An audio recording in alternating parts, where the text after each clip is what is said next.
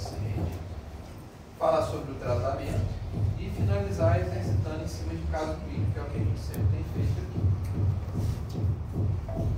Quando a gente fala síndrome dispéptica ou dispepsia, a gente está falando a mesma coisa, são sinônimos. Tá? Síndrome dispéptica e dispepsia são sinônimos, é um conjunto de sinais e sintomas que a gente vai ver quais são. E o termo, ele significa exatamente má digestão, ele deriva do latim e a dispepsia, ela significa má digestão. Então são sintomas, entre aspas, de má digestão, que o paciente vai relatar como isso e a gente vai ver quais são esses critérios clínicos para o diagnóstico. A incidência do problema da dispepsia é muito alta, beira aí, ó, 25, 40% da população geral, é muita gente com dispepsia, tá? Sendo que a prevalência aumenta ainda mais nas mulheres, nos pacientes tabagistas, naqueles usuários, principalmente usuários prolongados de anti-inflamatório não esteroidal e naqueles portadores de infecção crônica pelo Helicobacter pylori. Okay? Essa situação da síndrome dispéptica, ela vai aparecer no clínico para vocês, quando estiverem trabalhando lá, principalmente em que contexto? A síndrome dispéptica ela vai aparecer predominantemente no contexto ambulatorial, certo? É muito mais comum vocês pegarem uma dispepsia no ambulatório do que propriamente na emergência, no plantão de emergência. Por quê? Geralmente, o que incomoda na dispepsia é a persistência do problema. Então, o cara que tem aquele sintoma e constantemente, persistente, aquilo incomoda, ele vai buscar ajuda. Isso a nível ambulatorial. É mais raro de acontecer, eu diria menos comum de acontecer, o paciente ter uma dispepsia com um sintoma tão exuberante a ponto de ir para o pronto-socorro. Tá? Não quer dizer que não aconteça, acontece, mas não é o mais comum. O mais comum é incomodar pela persistência, não pela intensidade do sintoma. Tá? E aí, olha só, a dispepsia, ou a síndrome dispéptica, ela representa até 5% da procura por atendimentos na atenção primária. E se a gente fizer uma conta rápida aqui, se você estiver atendendo numa atenção primária lá no OBS, no postinho, no ambulatório de clínica geral, se você atender 20 pacientes num dia, ficar o dia inteiro lá atender os 20 pacientes, pelo menos algum daqueles pacientes vai ser atendimento por sintoma de síndrome dispéptica.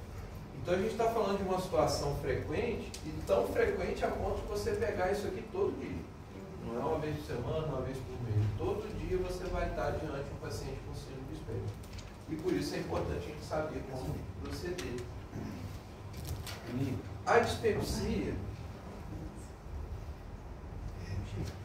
ela tem um impacto negativo na qualidade de vida. Quem sofre com dispepsia, como é um problema persistente, vai alterar vários aspectos do dia a dia da pessoa. E, além desse primeiro problema, que é interferir na qualidade de vida, a gente tem um segundo problema, que são causas com prognóstico variável.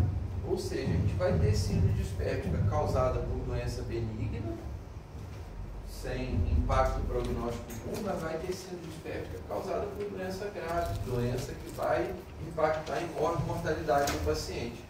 Por isso, pela alta prevalência do problema, pela impacto na qualidade de vida e pela possibilidade de doenças com mau prognóstico, a gente deve saber manejar esse tipo de doença. Tá?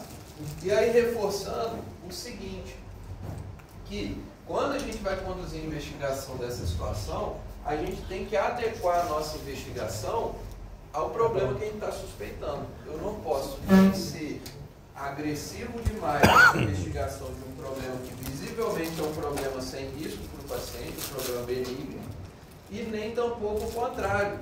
Eu ser complacente demais, lento demais numa investigação em que a doença está ameaçando a vida do paciente.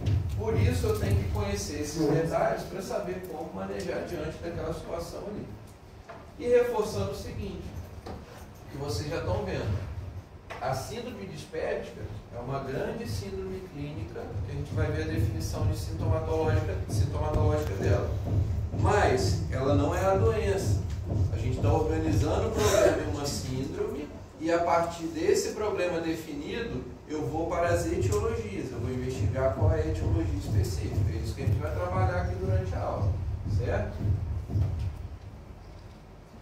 E aí essa síndrome dispéptica, dispepsia, esses sintomas clínicos, eles podem acontecer com vários mecanismos diferentes.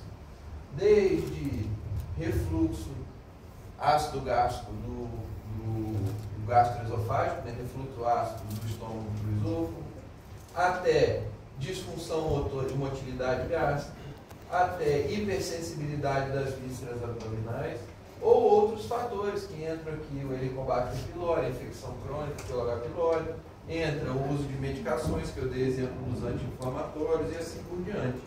Seja lá qual for a doença ou o mecanismo envolvido, no final das contas a gente vai estar diante da síndrome dispéptica. Lembrando que aqui, ó, o refluxo ácido do estômago para o esôfago, ele está acontecendo principalmente em quem? Doença do refluxo, certo? Disfunção motora gástrica, você pode ter em doenças orgânicas ou funcionais.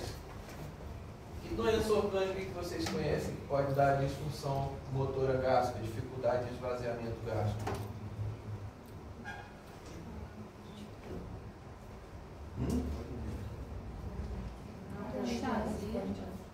Chagas pode dar. O que mais? A calagem. Mais comum. Aí entra a calagem, mas mais comum que isso, do dia a dia. A hernia diária vai dar o refluxo. Mas a disfunção motora, disfunção de esvaziamento gástrico. Hernia diária? Não, Diabetes. Todo mundo já ouviu falar que o estômago do diabetes ele tem dificuldade de esvaziamento. Por quê? Dá desautonomia. O diabético, com o tempo, ele cria desautonomia. Então, ele tem disfunção motora gástrica. Então, por exemplo, o diabético, pela disfunção motora, ele pode ter dispepsia. Por exemplo, hipersensibilidade. Ah, e eu falei disso, doença orgânica. E doença funcional? O que é uma doença funcional? É uma doença sem caldo orgânico. Não tem substrato orgânico nenhum. É uma doença, muitas vezes, até de cunho psicogênico. Tá? E aí, que doença pode dar disfunção de motilidade? Um exemplo, síndrome do intestino irritável. Tá? Hipersensibilidade visceral, é a mesma coisa. Ó. Muitas vezes a hipersensibilidade visceral ela vai estar relacionada até a doenças funcionais também. Um exemplo é esse da síndrome do intestino irritável. O que acontece? O paciente ele tem uma resposta exacerbada a um estímulo trivial ali no trato digestivo. Então você tem uma pequena distensão gasosa pela alimentação, que seja que uma pessoa normal, entre aspas, não sentiria muito desconforto, em alguém que tem uma hipersensibilidade visceral vai sentir um sintoma desconfortável em relação àquilo. Então é um mecanismo que pode dar síndrome dispéptica. E os outros é o H. pylori, o anti-inflamatório, tudo que são agressores de glicose gástrica. Né? Seja lá qual for o mecanismo e a doença de base, a gente tem que definir o problema, a síndrome. E como que a gente define a síndrome? A síndrome ela define um quadro clínico, que é caracterizado pela presença de pelo menos um dos seguintes sintomas. Quais são os sintomas que caracterizam a síndrome dispéptica? Dor ou queimação epigástrica, plenitude pós-prandial ou saciedade precoce. A plenitude pós-prandial e a saciedade precoce, elas quase que são a mesma coisa, né? Aquela sensação de empachamento, né?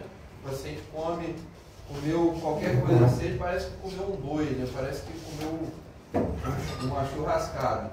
E essa é a plenitude pós-prandial e a saciedade precoce. E a dor ou queimação epigástrica. Você pode ter eles isoladamente ou em associação. Só que, além do critério clínico de sintoma, eu preciso também de um outro parâmetro que seria o critério temporal, para eu justificar a síndrome dispéptica. Ou seja, a persistência daquela sintomatologia. Por quê? Senão, a gente cairia no sintoma esporádico. Como, por exemplo, quem aqui, às vezes, vai no fim de semana, vai num rodízio, num restaurante, ou faz um churrasco em casa e come como se não houvesse amanhã. Faz aquela libação alimentar, bebida, tudo junto. Quem aqui, depois de acontecer isso, mais tarde ou no dia seguinte, não fica com sensação de estômago cheio, com dor epigástrica, com azia. Vários de nós passamos por isso. Mas isso não se enquadra em síndrome dispéptica, por quê? Foi algo isolado. No dia seguinte, 2 dias depois, você já não tem mais nada. Foi relacionado àquele fator. Ou você teve uma gastroenterite, está indisposto com alguma coisa, comeu alguma coisa que já não estava com boa conservação, o que seja. Isso não cai em síndrome dispéptica porque não preencheu o critério temporal. Para eu dizer que é síndrome dispéptica, eu tenho que, além dos sintomas, preencher o critério de persistência desses sintomas, que aqui vai ser persistência por pelo menos 1 mês. Tá? Então, a síndrome dispéptica é a presença desses sintomas isoladamente ou em conjunto por pelo menos 1 mês. Isso é considerado um paciente dispéptico. E, lembrando que além desses sintomas obrigatórios, eu posso ter outros sintomas associados, que seria náusea, vômito e eructação. Todo mundo sabe o que é eructação, né? Namoro. Essa é a síndrome dispéptica, é o paciente da aula de hoje. E aí, a partir de enquadrar esse paciente na síndrome dispéptica, é que eu vou raciocinar na etiologia e na investigação que a gente vai conversar aqui por diante. E aí, diante do paciente com aquela sintomatologia, aquele enquadramento temporal, como a gente comentou, entrou como síndrome dispéptica, o que torna relevante eu frisar com ele na história clínica e no exame físico também? Em relação à história clínica, é muito importante a gente pesquisar quais os medicamentos aquele paciente está usando, porque muitas das vezes o sintoma dispéptico pode estar sendo induzido pelo uso da medicação, que é alguma medicação que ele está usando. É importante eu discriminar se ele tem sintomas que me levam a pensar em doença do refluxo. Tá? Por quê? Não porque a doença do refluxo não é síndrome dispéptica, é uma manifestação, é uma etiologia da síndrome dispéptica, mas se no quadro clínico eu já consegui definir que os sintomas sugerem doença do refluxo, eu já incluo o diagnóstico etiológico. Né? Quais seriam os sintomas discriminatórios de doença do refluxo, que me levam a crer em doença do refluxo? Qual o sintoma de doença do refluxo? Queimação, Virose retroesternal e regurgitação ácida. O paciente tendo esses sintomas além da síndrome dispéptica clássica, já direciona a gente para a possibilidade diagnóstica de doença do refluxo como causa base. E é importante também, além dessas discriminações iniciais, de eu atentar se o paciente tem sintoma de digestório baixo, porque aí a presença de sintoma de digestório baixo pode levar a gente a outros tipos de diagnóstico, tá? E presença de sinais e sintomas de alarme, que é extremamente importante, ele vai ter um slide aqui pontuando isso. Por quê? Quando eu tenho alguém com dispepsia e sinais e sintomas de alarme, eu aumento muito a chance de doença grave como causa, certo? A gente vai ver os dados em números ali, mas o paciente com sinal de alarme, ele já demanda uma investigação da síndrome dispéptica mais agressiva, porque a possibilidade de doença grave é grande. E no exame físico? O que eu vou ter no exame físico? Frequentemente, meu exame físico é inocente. O paciente com síndrome dispéptica, eu vou examinar ele não tem nada no exame físico, a não ser, talvez, uma leve dor à palpação do abdômen, principalmente epigástrica. Então eu vou fazer a palpação aqui, ele tem uma palpação profunda, dolorosa aqui. No epigástrico pode ser até em outros locais também, mas é uma coisa leve, não chama atenção. O meu exame físico, na verdade, na síndrome dispéptica, ele é mais buscando sinais de alguma doença específica ou de doença grave. Então, se tem uma doença que não é grave, uma doença benigna causando a síndrome dispéptica, não justificaria o paciente ter adenomegalia, não justificaria ele estar epitérico, ele ter ascite, ele ter uma massa abdominal palpável, ele ter hepatosplenomegalia. Isso aí já vai denotar alguma doença grave, alguma doença com maior repercussão clínica. Então, o exame físico da síndrome dispéptica, ele é inocente na maioria das vezes. O que eu vou buscar é a presença de doença grave subjacente. É isso que a gente se preocupa mais no exame físico. E indo de encontro a isso, a gente também vai atentar a esses sinais de alarme no quadro clínico. a presença de qualquer um desses sinais de alarme em alguém que tem síndrome dispéptica faz a gente acender o alerta vermelho de doença grave. E aí a gente precisa ser mais agressivo na investigação. Quais são os sinais de alarme da síndrome dispéptica? Idade acima de 55 anos. Vocês vejam que cada problema que a gente está vendo, o ponto de corte etário é diferente. Tá? Aqui na síndrome dispéptica, o ponto de corte seria 55 anos. História familiar de câncer do trato gastrointestinal superior, esôfago, estômago e duodeno, principalmente parente de primeiro grau. Você vai comumente encontrar aquele paciente que na história clínica fala, não, a tia, a avó da minha mãe teve um câncer de estômago, mas aí já é um parente lá do caixa-prego, né? O que conta mesmo é parente de primeiro grau. Tá? Outro sinal de alarme, perda de peso não intencional. A gente falou aula passada, definiu isso aqui. O que é uma perda de peso não intencional? Qual a quantidade de peso? 10%.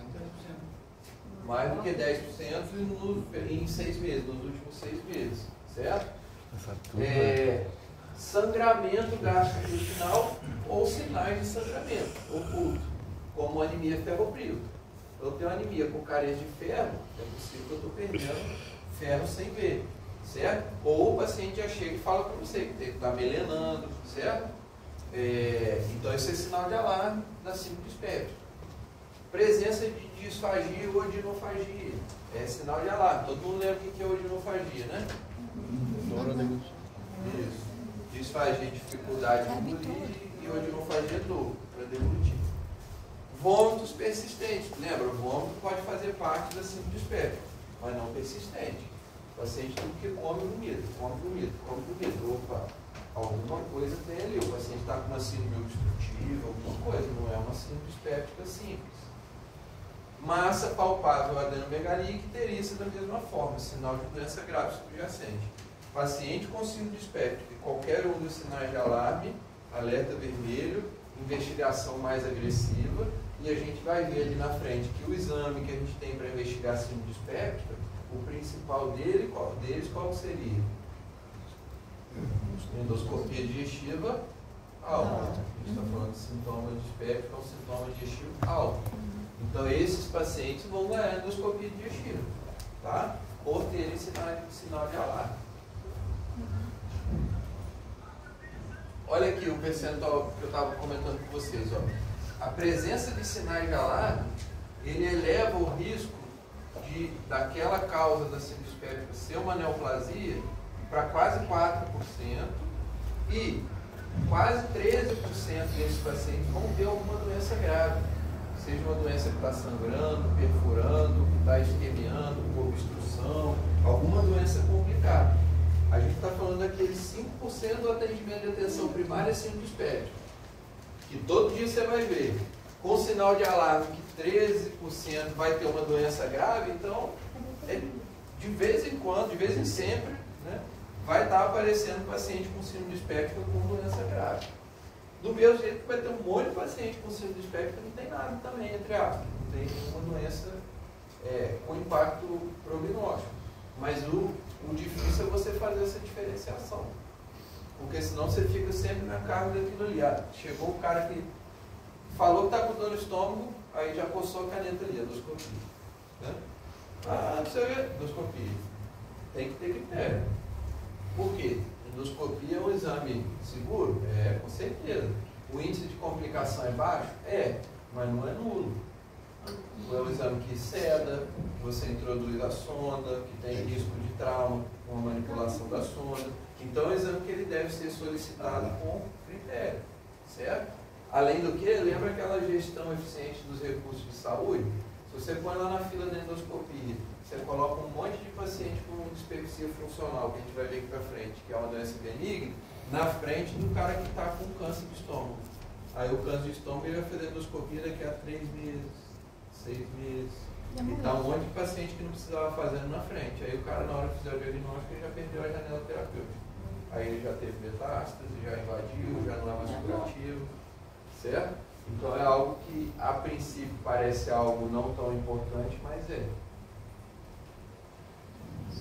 E aí, dentro dos diagnósticos diferenciais, ou seja, da possibilidade de diagnóstico de causa da síndrome dispéptica, a gente tem esses aqui, ó. A gente tem desde causas digestivas pépticas, digestivas ou digestórias não pépticas e causas não digestórias, que dão sintomas de síndrome dispéptica.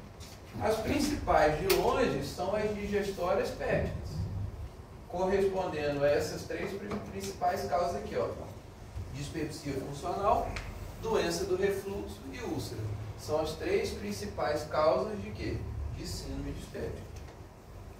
Seguido, vem as digestórias não pépticas, que aí entra neoplasias, própria colelitise pode dar sintoma dispéptico, e as gastropatias como um todo, seja doenças inflamatórias, infecciosas, tá?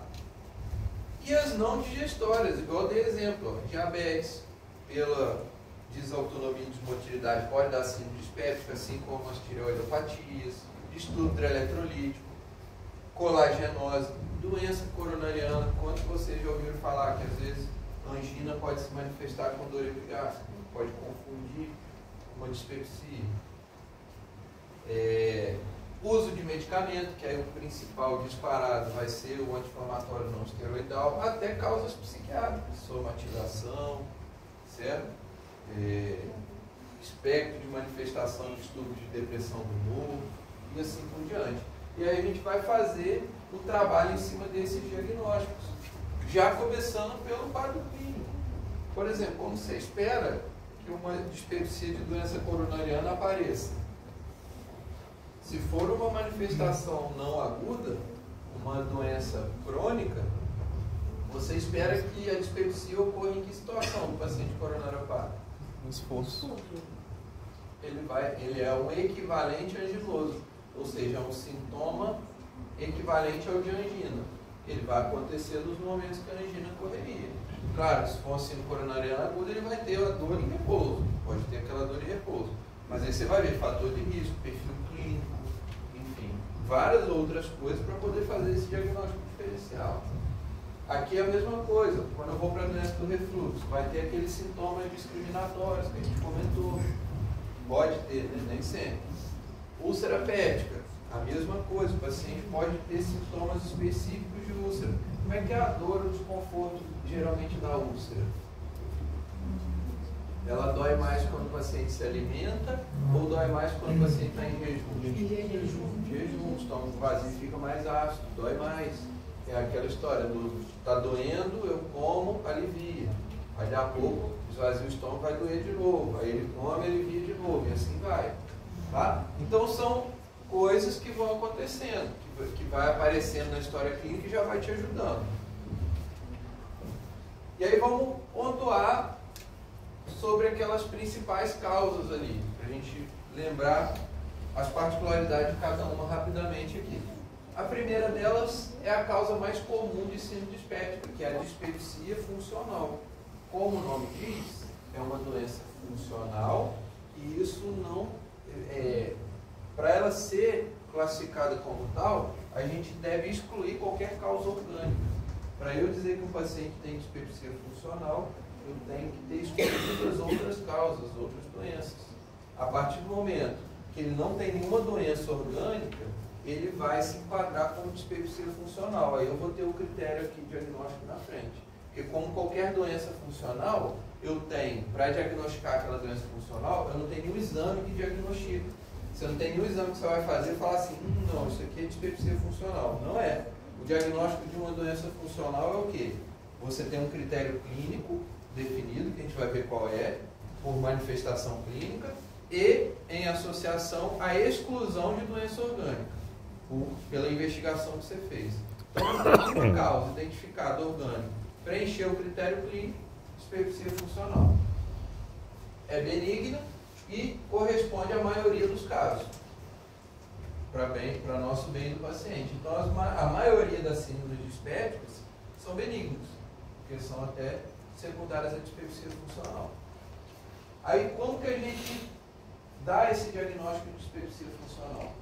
São os sintomas de síndrome dispéptica dor, queimação epigástrica, enfaixamento, plenitude pós-prandial, em conjunto ou em separado. Só que aqui a gente vai ter um critério temporal mais estendido, 6 meses de duração persiste, e exclusão de doença orgânica.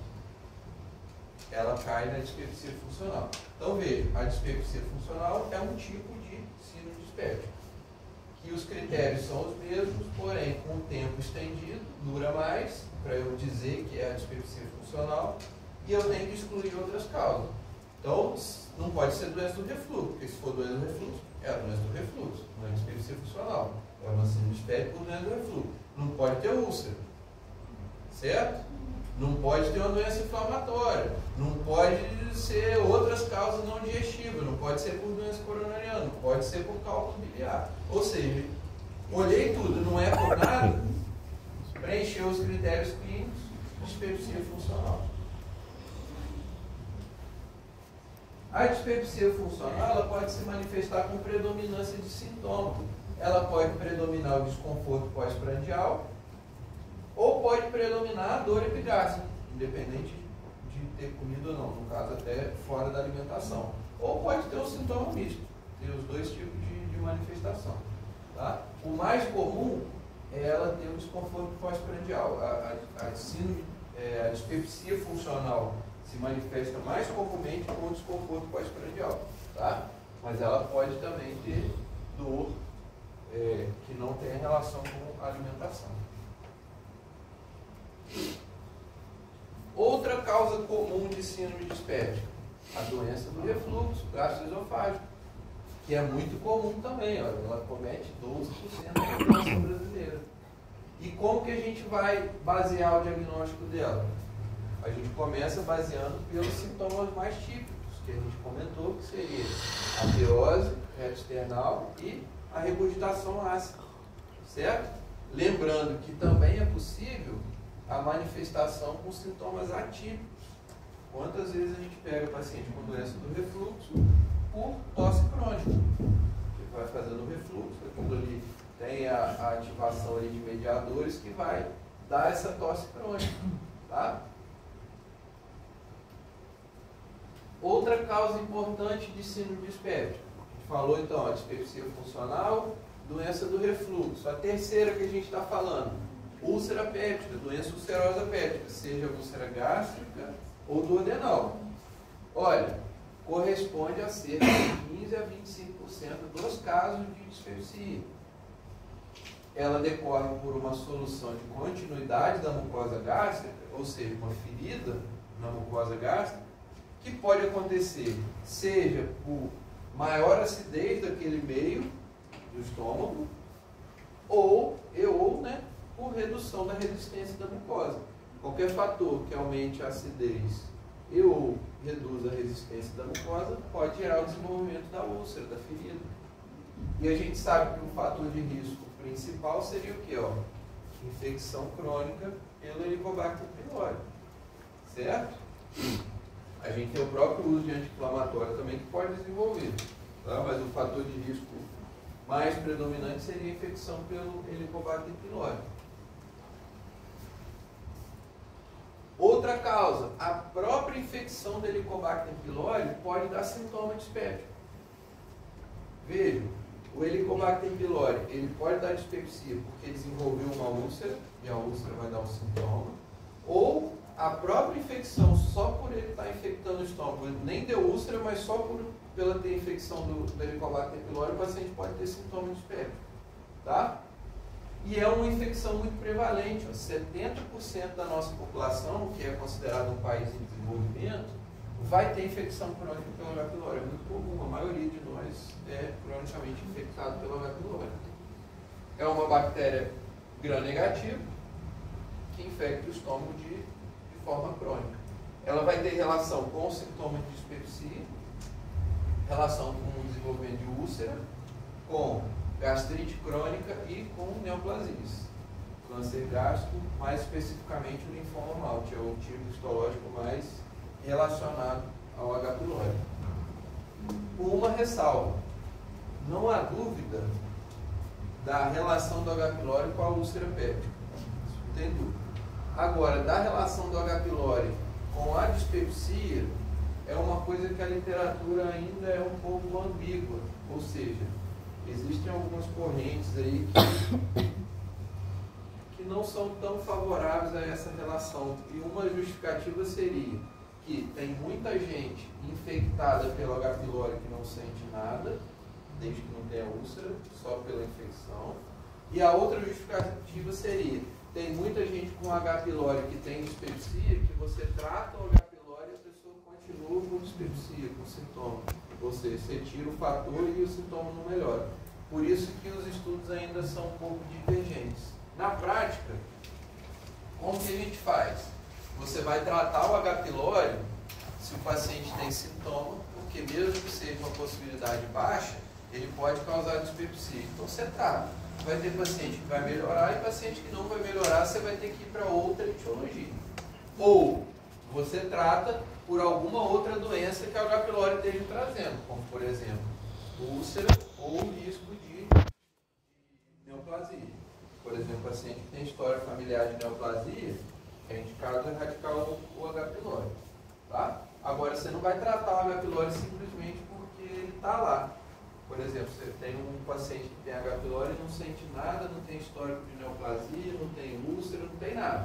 Só está com o H. pylori lá. Teoricamente, não é indicado você erradicar, porque você não teria benefício de fazer isso. Primeira justificativa. Se eu fosse fazer isso, eu ia ter que dar antibiótico para 70% da população. Resistência antimicrobiana, custo, tudo mais. E, como 70% da população tem H. pylori, você vai tratar aquele camarada ali, daqui a 6 meses ele está com H. pylori de novo. Concorda comigo? Estou exagerando 6 meses. Assim, a chance dele reinfectar é muito grande. Então você vai tratar de fato em quem precisa ser tratado. Não é só porque tem o H. pylori que você trata. No cara que tem síndrome dispéptica e você detecta o H. pylori, esse você vai tratar, porque ele tem sintomas. Agora o cara que não sente nada, na verdade, né, no preto e no branco ali, o que não sente nada não era nem você saber que ele tem H. pylori, né? Quem pesquisou? Né? Pesquisou, se você não vai tratar, pesquisou por aqui. Mas às vezes acontece isso, chega o cara com endoscopia lá, doutor, deu uma bactéria, mas por que você fez endoscopia? O cara nem sabe, a pessoa nem sabe o que fez. Aí você tem um H. pylori, uma endoscopia e um paciente sem sintoma. Muitas vezes você vai orientar só o paciente. Né? Só vai tratar então sem sintomas se tiver algum fator de risco já? Se não tiver sintoma, você só vai tratar. Se o paciente tiver documentação de úlcera, às vezes ele tem uma úlcera cicatrizada. Tá? Ele pode ter tido algum sintoma, ou ele mesmo tomou um pantoprazol da vida lá por um tempo, cicatrizou a úlcera, mas ninguém tratou o H. pylori. Se você não erradicar, ele vai fazer úlcera de novo. Então, se ele tem sinal de úlcera, ou se ele tem história familiar de câncer, você vai tratar. Fora isso, só se ele tiver sintoma mesmo. Tá?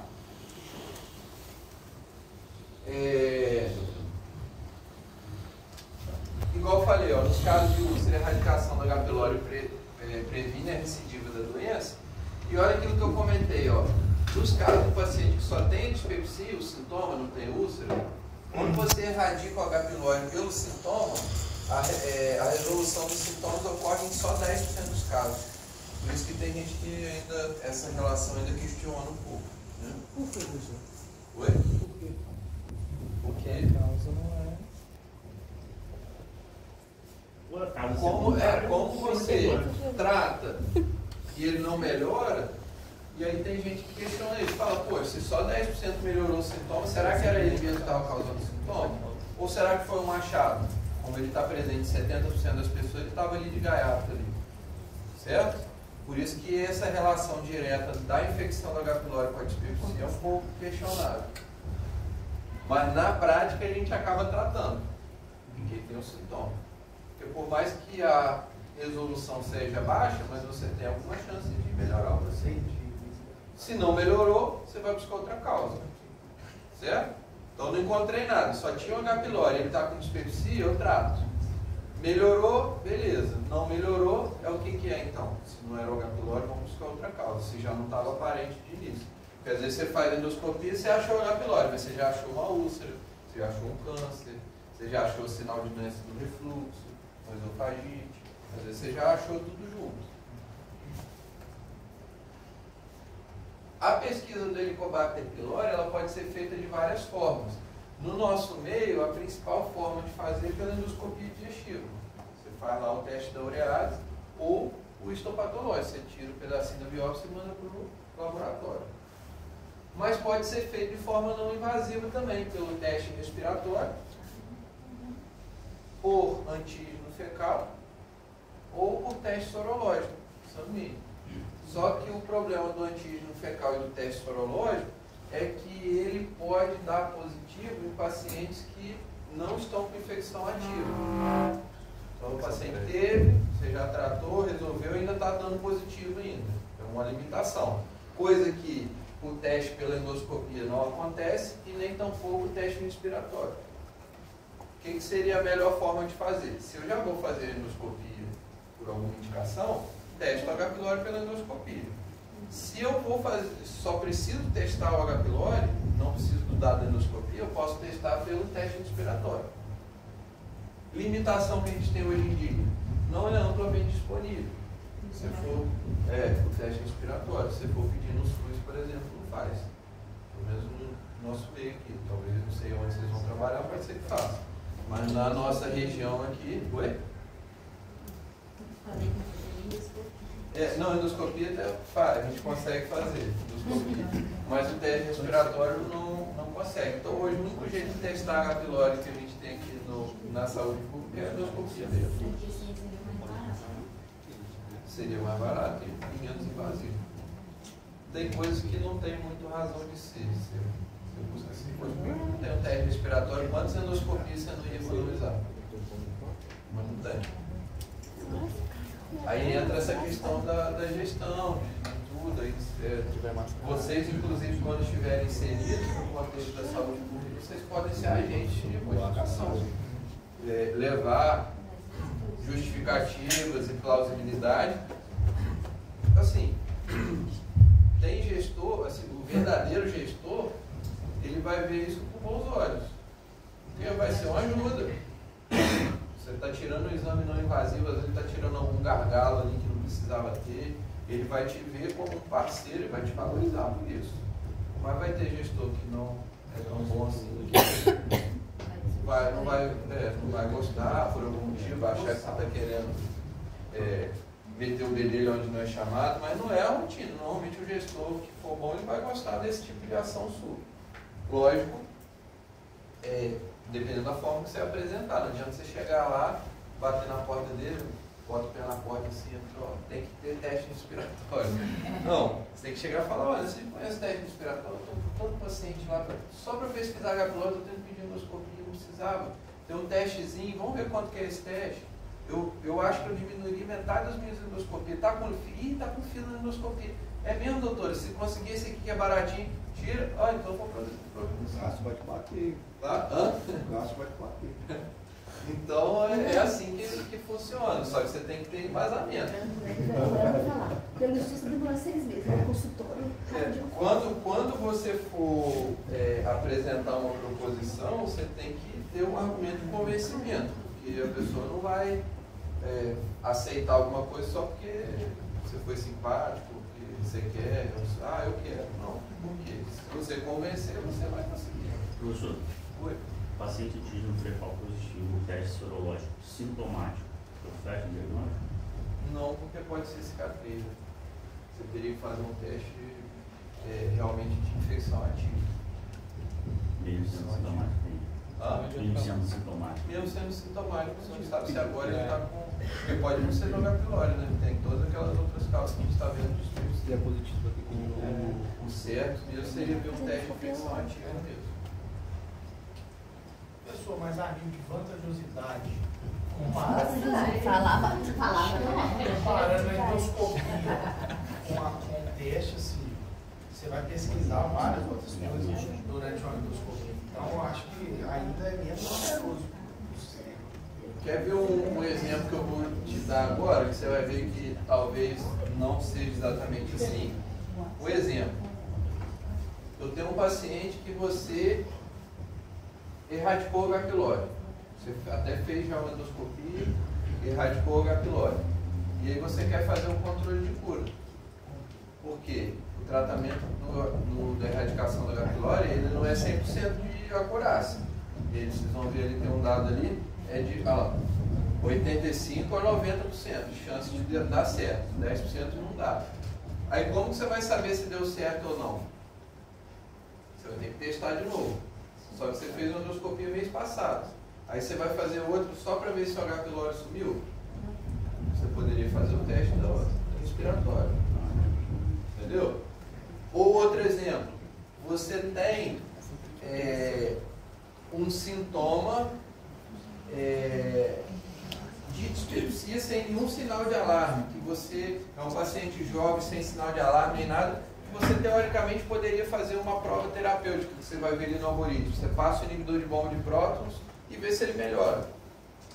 Nesse caso, você poderia não fazer endoscopia.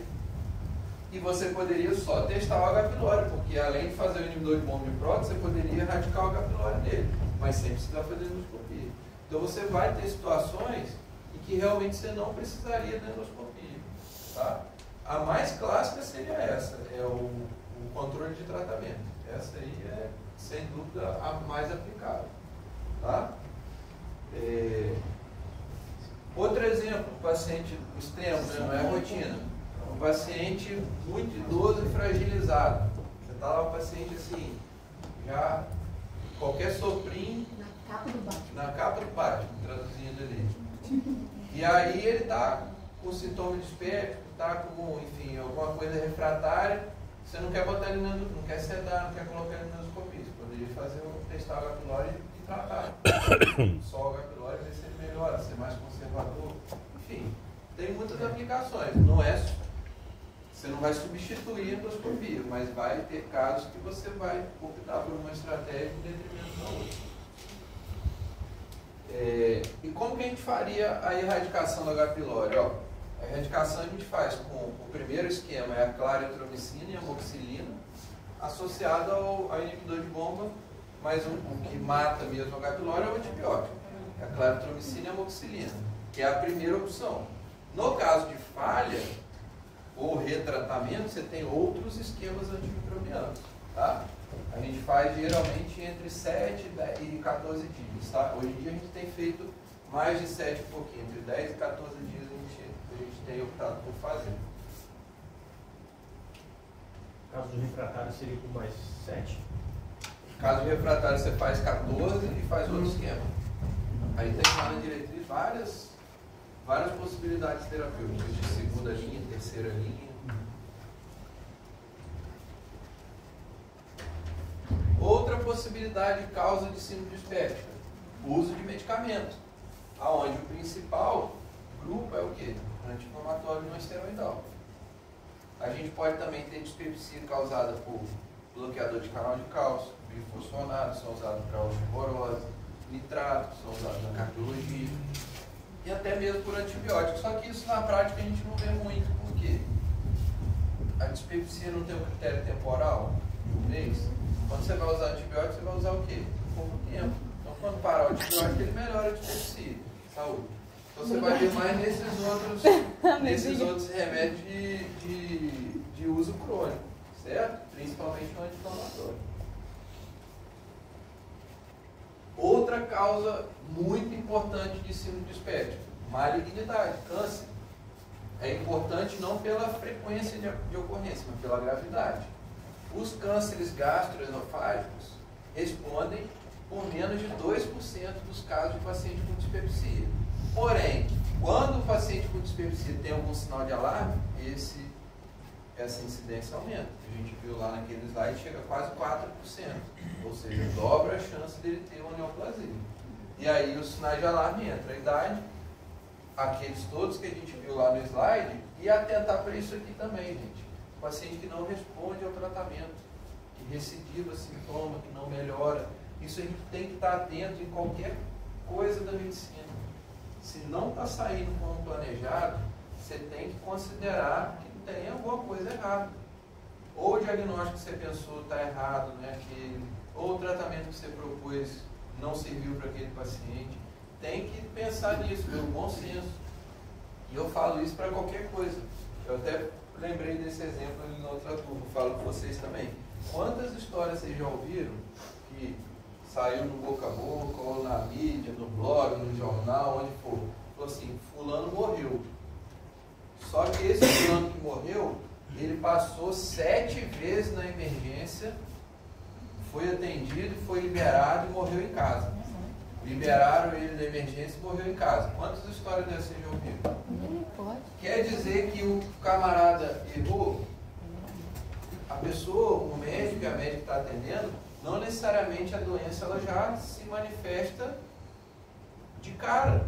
Pode ter passado por algum médico e médica que não tinha como fazer o diagnóstico naquele momento, o paciente não tinha manifestação clínica, não, enfim, realmente não dava para fazer o diagnóstico. Só que qual que é o erro aqui? Pô, você é o 7º cara que está atendendo o paciente. De 2 dias para cá, já é a 7ª vez que o paciente está vindo. Ninguém deu o diagnóstico, está mandando. Você acha que o cara está ali passeando na emergência? Cara, tem alguma coisa, você só não sabe o que é ainda, mas que tem. Você vai mandar esse cara para casa? Não vai, pô. Você é o 7º que está atendendo ele. Deixa ele em observação interna, investiga, espera ver se vai melhorar ou vai piorar, se vai aparecer algum sintoma até amanhã, monitora. Porque senão acontece isso. Não é por erro, mas por falta de bom senso, porque não era para ter liberado. Poderia não ser para saber o que era mesmo, mas não era para ter liberado. Então esse bom senso é importante. Ó. O paciente não está evoluindo como você está esperando, reveja as possibilidades, reveja o diagnóstico. Tá? E como que a gente faz a investigação diagnóstica desse paciente? Ó, aqui está um algoritmo para a gente organizar essas coisas. Ó. O paciente tem síndrome de espectro.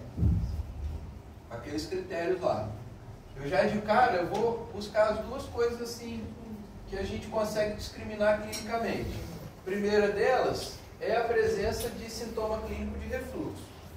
Porque se tiver, eu já vou saber que é dispepsia pelo refluxo e vou tratar como doença do refluxo. Com tudo que vocês já conhecem já. Fatores, medidas comportamentais, não farmacológicas, né?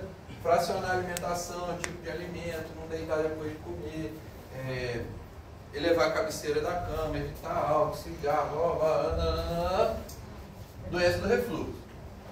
Se outra possibilidade logo de início é ser secundário a algum remédio, principalmente anti-inflamatório. Mesma coisa, está lá o cara com dispepsia, você vai olhar, o cara está usando diclofenaco, tem sei lá quanto tempo, porque tem uma osteoartrose, tem não sei o que, está usando igual igual café, né? Igual água.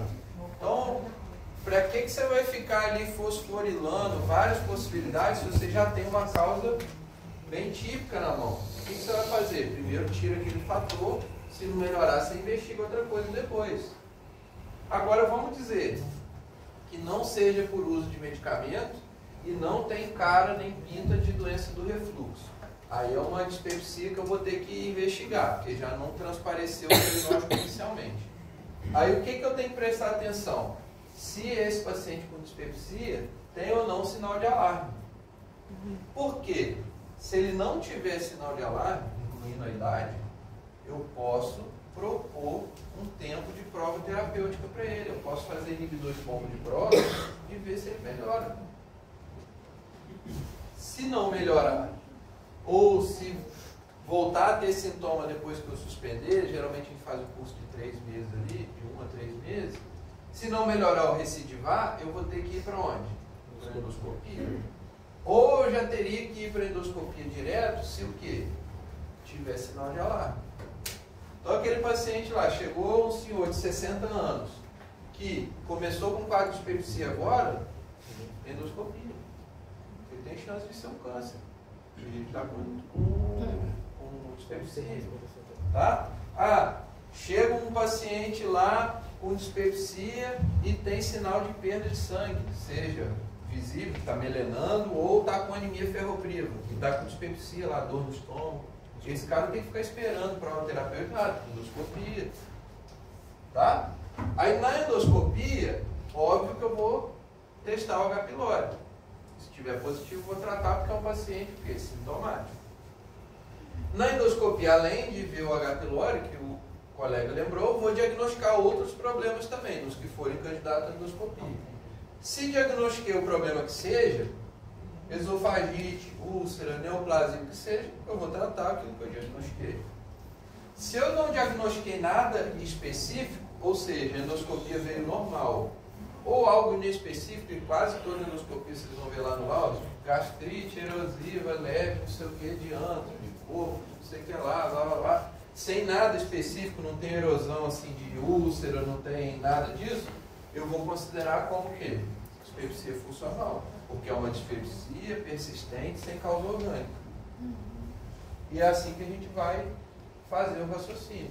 Percebam que nem todo mundo vai ganhar endoscopia de cara e vai ter a indicação, as indicações de endoscopia de imediato, e aqueles pacientes que não ganharam a endoscopia de imediato, pode ser que em algum momento, no segundo momento, eles precisem de endoscopia. Mas não é assim, continuar, dor no estômago, endoscopia, não é assim que funciona. Tá? Esse aqui é um algoritmo aqui que norteia a gente, que baseia a gente na decisão. Aqui é um algoritmo falando mais ou menos a mesma coisa, ok? Sendo que a idade muda para 60 anos, o algoritmo lá de fora, ele considera o sinal de alarme 60 anos, não 55. Nós vamos basear por qual? Brasil mesmo? É nosso, 55. Tá? Lembrando o que, gente? O sinal de alarme, que inclui a idade, ele precisa ser todos os sinais de alarme? Não. Óbvio que não. Um é um sinal de alarme, ok? Seja pela idade, mas às vezes tem um paciente de 40 anos que está com anemia ferropriva. É um sinal de alarme. Um paciente de 30 anos está ictérico. É um sinal de alarme. Está perdendo peso. Tá?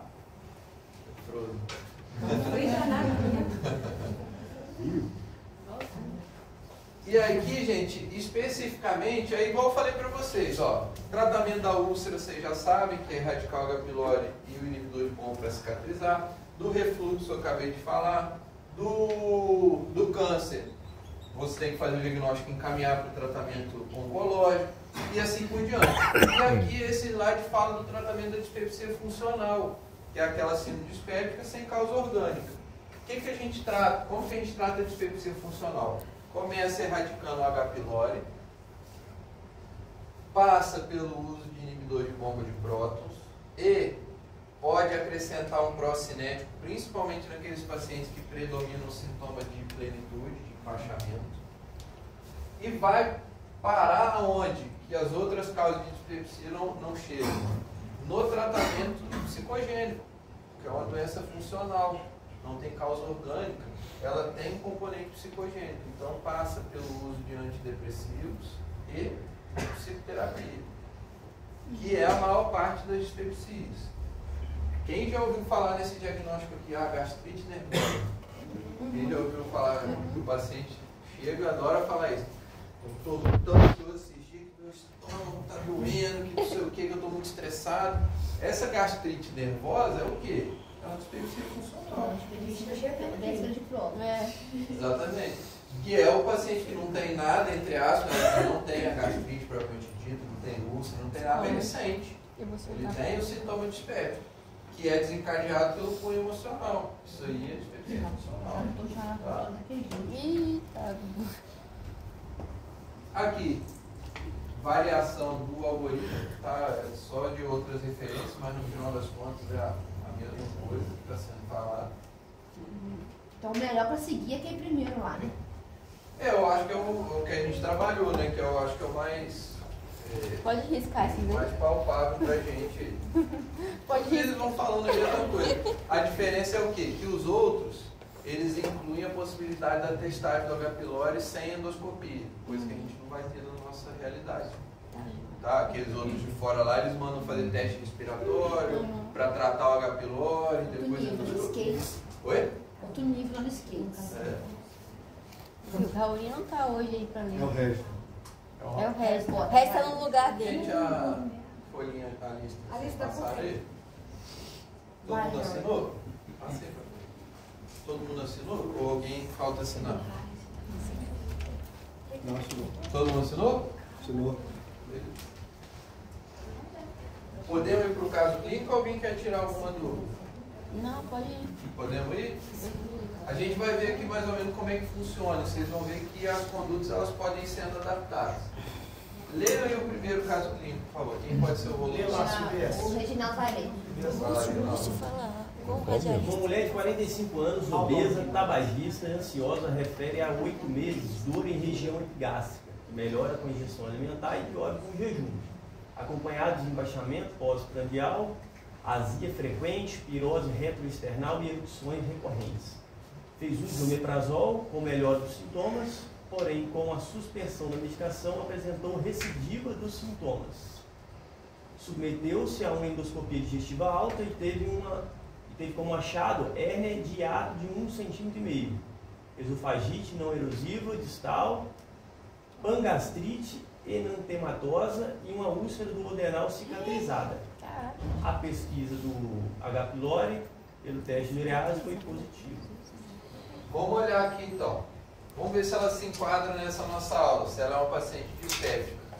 Ela tem sintoma de dor epigástrica, acompanhada de empachamento pós-prandial e outros sintomas, como azia, pirose retroesternal e eructação. Há quanto tempo? 8 meses. Esses sintomas e o critério temporal encaixam na síndrome dispéptica? Sim. Encaixa. Mais de um mês. E o sintoma de dor epigástrica e empachamento. Beleza. Ela é uma paciente com síndrome dispéptica. Tem algum sintoma típico que leva a gente a crer em algum tipo de diagnóstico logo de início? Sim. Sim. Qual o diagnóstico vocês já percebem de início? Doença do refluxo. Doença do refluxo, porque tem pirose, principalmente azia e pirose retroesternal. E tem um outro detalhe aqui no quadro clínico também. Que piora com... Ele parou de tomar um remédio. Melhorou com remédio, piora com jejum. Ó, um tipo de sintoma, cadê aqui? Ó, a dor melhora com a ingestão alimentar e piora com o jejum. É uma queixa que levanta a suspeita de quê? Úlcera. Então ela tem uma síndrome dispéptica e com duas possibilidades diagnósticas principais ali pelo quadro clínico: doença ulcerosa e doença do refluxo. Inicialmente, o colega não pediu endoscopia dela. Optou pela prova terapêutica, o inibidor de bomba. Ele fez errado? Não fez errado. Poderia ter pedido endoscopia pela suspeita de úlcera? Poderia. Deveria ter testado o H. pylori, seja pela endoscopia ou de outra forma, porque o sintoma era sugestivo de úlcera. Então, mais do que não ter pedido endoscopia, talvez a falha maior no início foi não ter testado o H. pylori. Ela não tinha sinal de alarme, ele decidiu não fazer endoscopia, fez o inibidor de bomba. Teve melhora do sintoma, porém recidivou. Parou o remédio, voltou o sintoma. Aí nesse momento ele pediu endoscopia. Tinha que pedir mesmo? Sim. Tinha que pedir. Ele já não fez no início. Agora recidivou, agora é mandatório. Agora se não pedir estaria errado. Então ele pediu. Quando pediu, ele encontrou alguns problemas, ó, relacionado à doença do refluxo, risco para a doença do refluxo, sinal de refluxo, que está de acordo com o sintoma, além do que sinal do outro problema que a gente estava suspeitando, a úlcera cicatrizada, por quê? Porque ele fez um curso de inibidor de bomba. Então, na verdade, ela devia ter mesmo uma úlcera em atividade que cicatrizou. E aí apareceu um terceiro problema, que foi a positividade da Helicobacter pylori. O que ele tem que fazer aqui, que provavelmente foi o que não permitiu ela ter uma melhora sustentada? Erradicar o H. pylori, porque úlcera ativa ou cicatrizada é igual a ter que erradicar o H. pylori se esse H. pylori estiver presente. Então aqui ele vai ter que voltar a fazer o sintomático de novo e fazer a erradicação do H. pylori. Além de que orientar o controle do refluxo. Ela tem alguns fatores de risco, obesidade e tabagismo, certo? Então depois ela vai seguir o acompanhamento do refluxo, mas inicialmente a gente vai tratar a doença ulcerosa. Isso provavelmente vai melhorar o sintoma do paciente. Se a gente respondesse, por exemplo, fosse na prova, né, a gente respondesse logo com a endoscopia, estaria errado? Se você justificasse, não. Porque você tem que... Ah, vou fazer endoscopia, mas baseado em quê? Você fala, não, porque ela tem síndrome dispéptica. Está errado. Ó, eu faria endoscopia porque apesar dela não ter sinal de alarme, ela tem sintoma sugestivo de úlcera. E eu teria que pesquisar o H. pylori.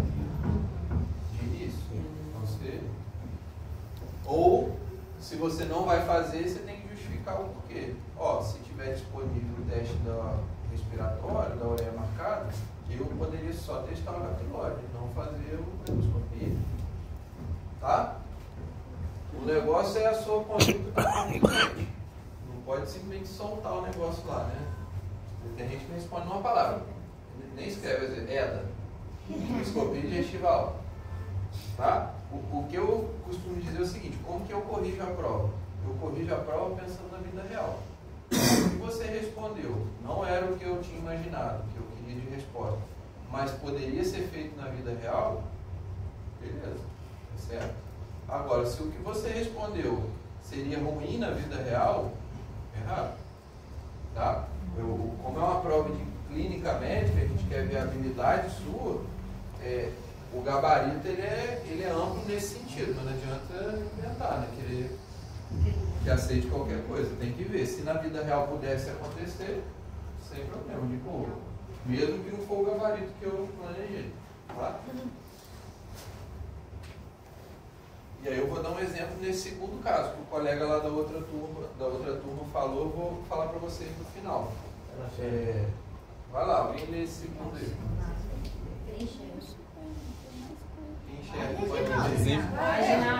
Executivo, 37 anos, volta à clínica para acompanhamento de dor recorrente na região superior do abdômen.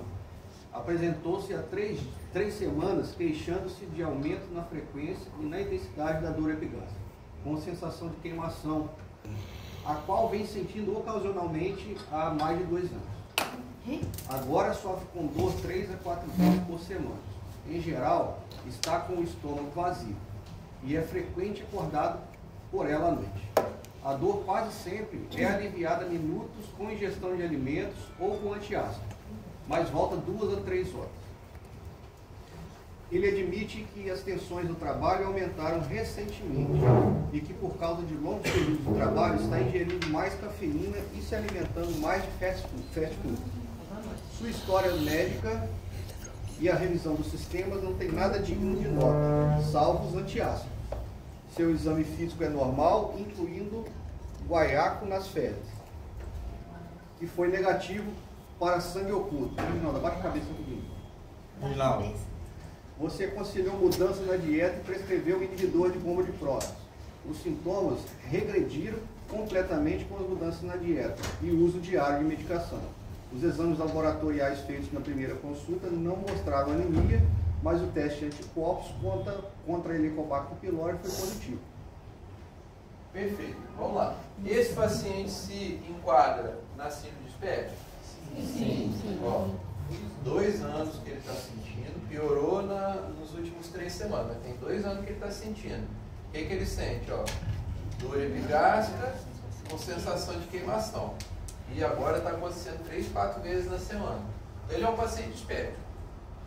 Beleza. Olha o tipo de sintoma dele, ó.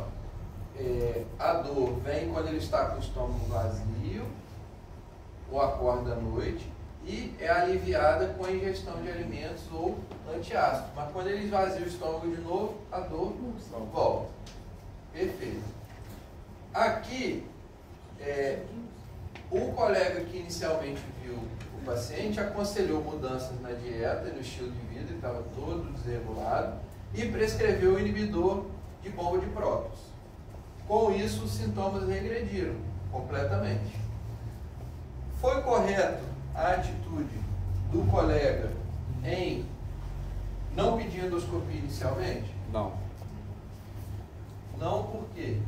Quem falou não? Porque sintoma sugestivo de úlcera deveria ter pedido. É a mesma coisa do quadro anterior, basicamente. Ele está voltando da clínica para acompanhamento, então quer dizer, ele já foi reclamar disso, então deve ter assistente. Mas acho que ele não tinha tratado, né? Se você considerar que ele já tinha sido tratado e está recorrendo o sintoma, se você der essa justificativa, você tem que pedir endoscopia logo no início. Vamos dizer que ele tinha sintomas que eram variáveis com o tempo, mas nunca se tratou, e agora, como está incomodando, ele veio buscar ajuda. Ele nunca se tratou, então você não considera falha de tratamento.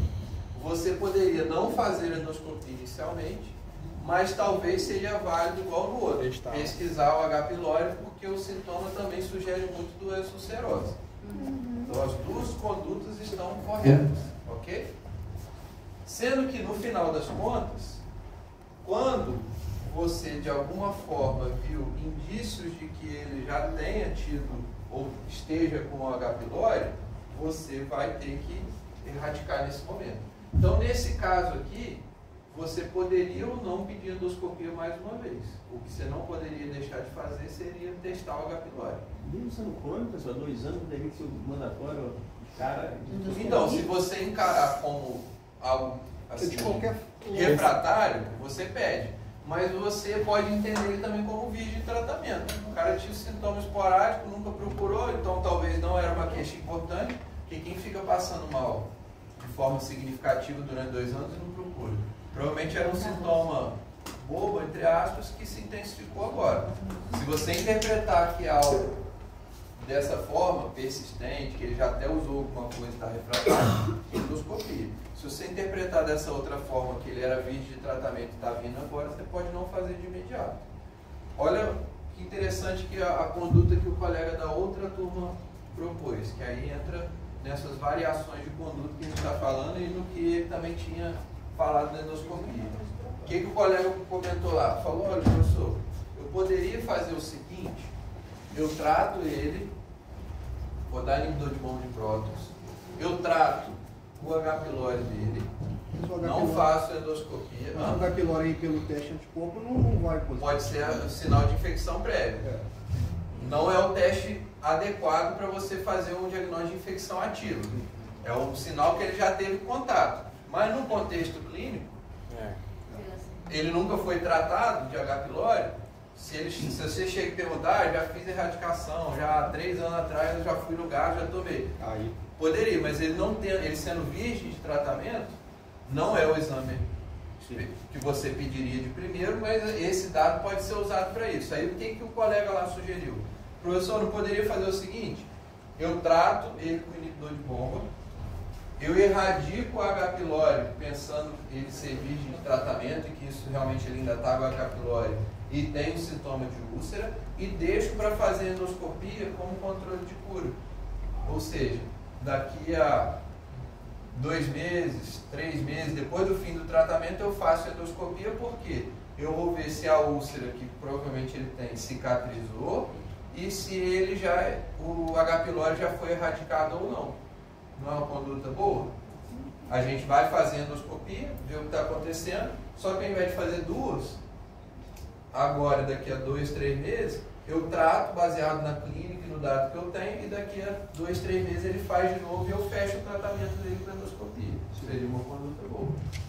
Então vejam que a gente pode atuar de várias formas, desde que seja plausível pela estratégia racional que você está usando.